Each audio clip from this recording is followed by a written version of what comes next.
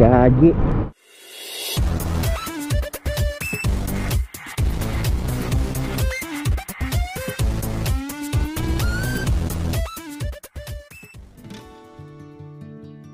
Pauwi na tayo. So okay na.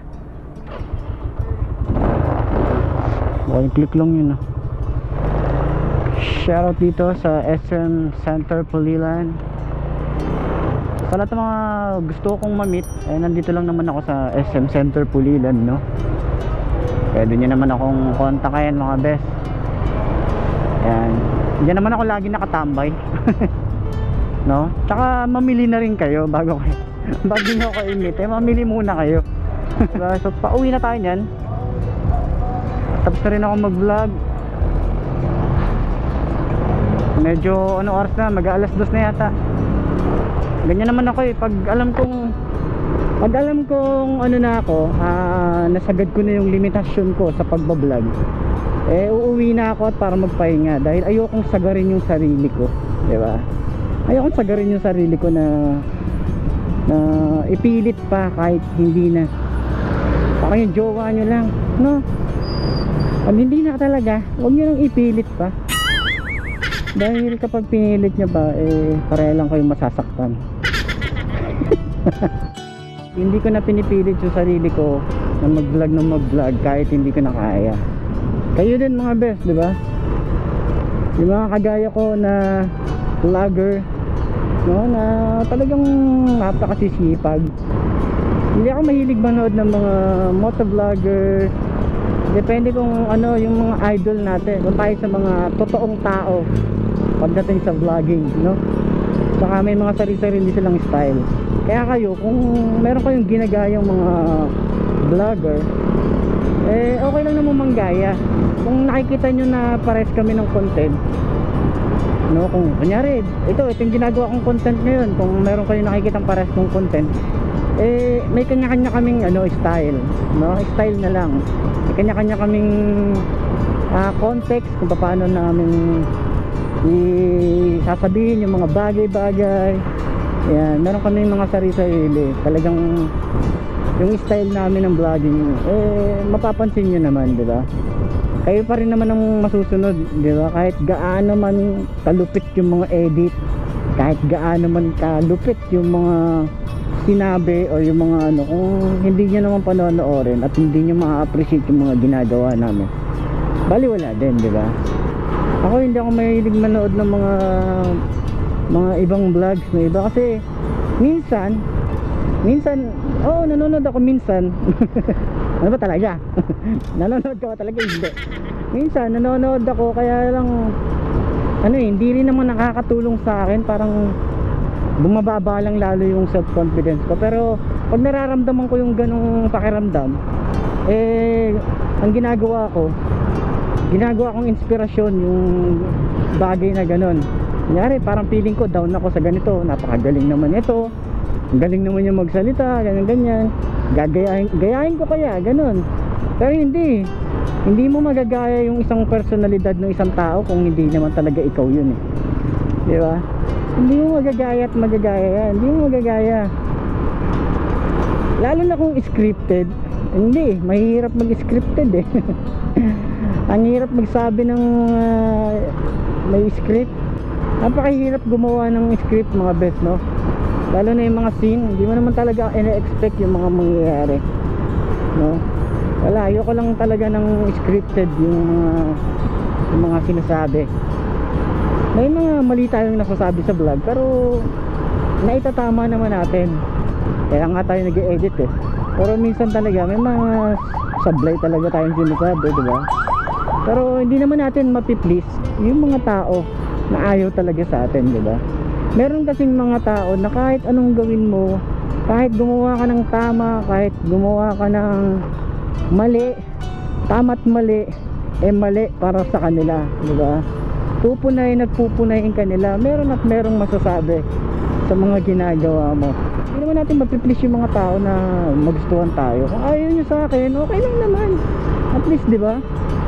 Dumalaw kayo, at least napansin nyo yung napansin nyo ang aking mga video, no? Ako po ay isang masipag na vlogger, araw-araw daily upload, pero hindi ako daily vlogs mga best. Kasi meron tayong trabaho. Ganito ang trabaho natin. Meron tayong trabaho na 4 na araw. So meron tayong 3 araw para mag-vlog. Sa 2 araw na yon, yun yung vlog ko. Pero madalas yung isang araw nagbubuo lang sa ilang content na magagawa ko nito, pang 1 linggo na, ganyan. Tapos yung isang araw ko na rest day, doon sa 3 araw na available ako, pinapahinga ko mga best. Tapos yung isang araw naman, yung half day doon, yun yung buong araw na nag-edit ako, no? Ganun ako kakate-kate. Ang kate-kate ko ang kate-kate ko, lalo na pagdating sa pag-e-edit. Gusto ko na i-edit ko agad. Lalo na kapag adventure, yung mga katulad ng mga napanood nyo ng mga nakaraan sa DRT. Alam ko na kung habang nasa biyahe kami, iniisip ko paano ko i-edit to, ano yung mga nangyari kanina, ano ba yung mga pwede kong ilagay, no? Kumbaga shoot to edit ang sinasabi nga naman. Ganun ako mag-vlog mga best, no? I-share ko lang naman kung paano ako nag-e-edit, di ba?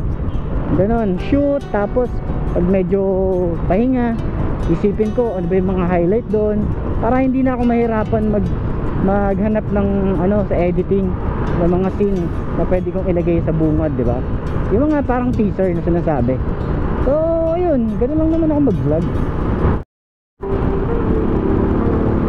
Hindi na papagalan ako.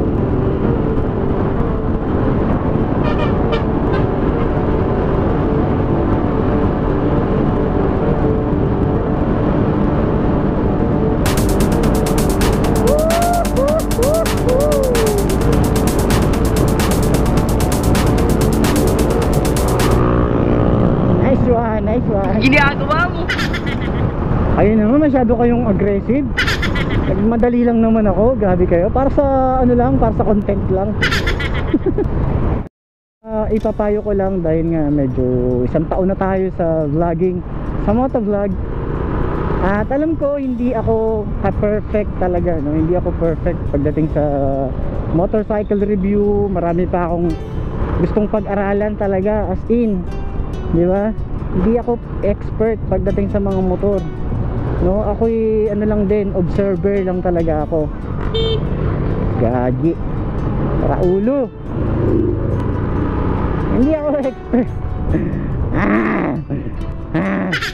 May mga bobong driver talaga, may mga bobong rider, no?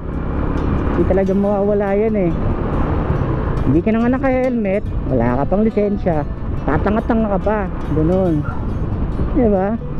Kaya maraming nadidisgrasya dahil sa mga kawalang disiplina, kasi disiplina no? Walang disiplina sa daan, diba? Pero yun, wala na naman tayo. Ay talaga, Diyos mio, marimar. So ayun mga best, wala, gusto ko lang namang i-share sa inyo na kung ano yung personality nyo, yun yung gawin nyo, yung magbabago para lang sa gusto ng iisang tao, diba? Ngari, merong sa inyo, merong nagsabi na buti pa si ganito, buti pa si ganyan, napakabait ni ganito, ni ganyan. Ikaw wala kang kaalam-alam, napakabobo mo, diba? Paano bang sukatan ng pagiging matalino? Alam nyo, madalas yung mga matatalino sa klase, yung mga siraulo pa dyan, yung mga talagang umuunlad sa buhay, no? Diskarte lang yan mga best, no? Kung wala kang diskarte, kahit sobrang talino mo, hindi ka aasenso, no?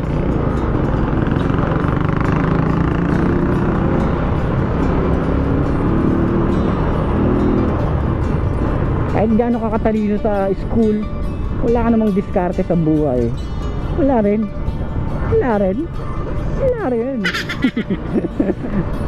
Diba? Ako hindi ako matalino mga best. Oo, nung grade 6 nga ako 75 yung grade ko tapang awa pa So yun mga best, dito ko na rin tatapusin to, no? Sana yung mga sinabi ko nakatulong sa inyo, no? Huwag kayong magbabago para lang sa sinasabi ng iba. Kung magugustuhan nila kayo, kung ano yung ugali mo, yun ikaw yan diba? Kung ayaw nila sa ugali mo, edi wag mo silang pilitin, diba? Yung meron sa Urusi ngayon dito.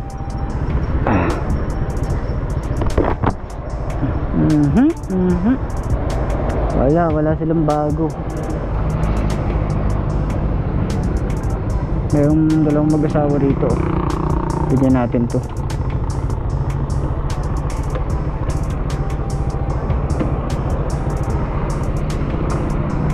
Bigyan natin.